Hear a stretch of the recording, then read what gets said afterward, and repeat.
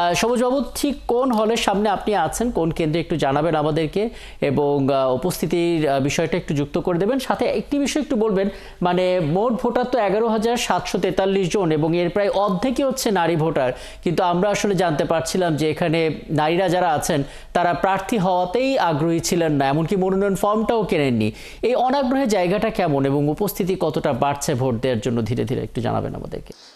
রাকিব, সহকর্মী রায়ান যেরকম বলছিলেন একটু আগে যে এই যে 21টি হলের প্রায় 244টি বুথ আছে এবং 21টি হলে 21টি কেন্দ্র, এই 21টি হলের কেন্দ্রগুলোতে কিন্তু সকাল 9টা থেকেই ভোট গ্রহণ শুরু হবে। কিন্তু আমরা এই বঙ্গবন্ধু হলে এই মুহূর্তে অবস্থান করছি। বঙ্গবন্ধু হলে এই মুহূর্তে আমরা তেমন কোনো ভোটারের উপস্থিতি লক্ষ্য করছি না। তবে এই হলের কেন্দ্রটা হচ্ছে দোতলায়। আমরা কিছুক্ষণ পরে দোতলায় গিয়ে হয়তো দেখতে পাবো যে আসলে কেমন ভোটার সংখ্যা হচ্ছে। তবে শিক্ষার্থীদের সাথে কথা বলে জেনেছি যেহেতু এটা প্রায় শতভাগ একটি আবাসিক বিশ্ববিদ্যালয়, এখানে যারা ছাত্রছাত্রীরা আছেন তারা হলেই থাকেন, সুতরাং তাদেরকে ভোট সকালেই দিতে হবে বা সকালেই দিবে এরকম অনেকটা আগ্রহ কম তাদের মধ্যে।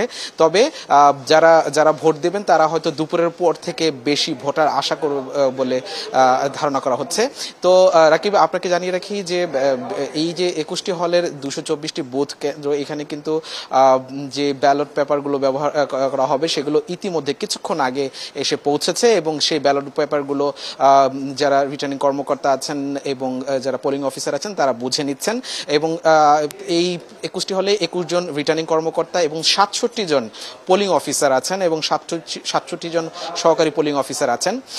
এছাড়া নিরাপত্তা ব্যবস্থা যদি বলি, আমি যতটুকু জানতে পেরেছি যে এখানে 1500 জন পুলিশের সদস্য মোতায়েন করা হয়েছে, সেই সাথে 5 প্লাটুন আনসার এবং 7 প্লাটুন বিজিবি এবং সোয়াতের একটি টিম কাজ করছে বলে আমরা এখানে জানতে পেরেছি। এবং পুরো বিশ্ববিদ্যালয় এলাকা কিন্তু সিসি ক্যামেরা দিয়ে নিয়ন্ত্রণ বা পর্যবেক্ষণ করা হচ্ছে এবং সিসি ক্যামেরা দিয়ে প্রত্যেকটা জায়গা কভার করার চেষ্টা করা হচ্ছে। এবং এখন পর্যন্ত আইন শৃঙ্খলা পরিস্থিতির তেমন কোনো অবনতির কোনো আশঙ্কা বা কোনো ধরনের পরিস্থিতি তৈরি হয়নি।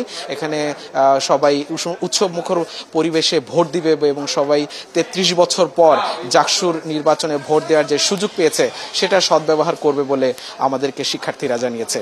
রাকিব, এগুলো তথ্য আসলে একবারই জেনে নিলাম আপনার মাধ্যমে।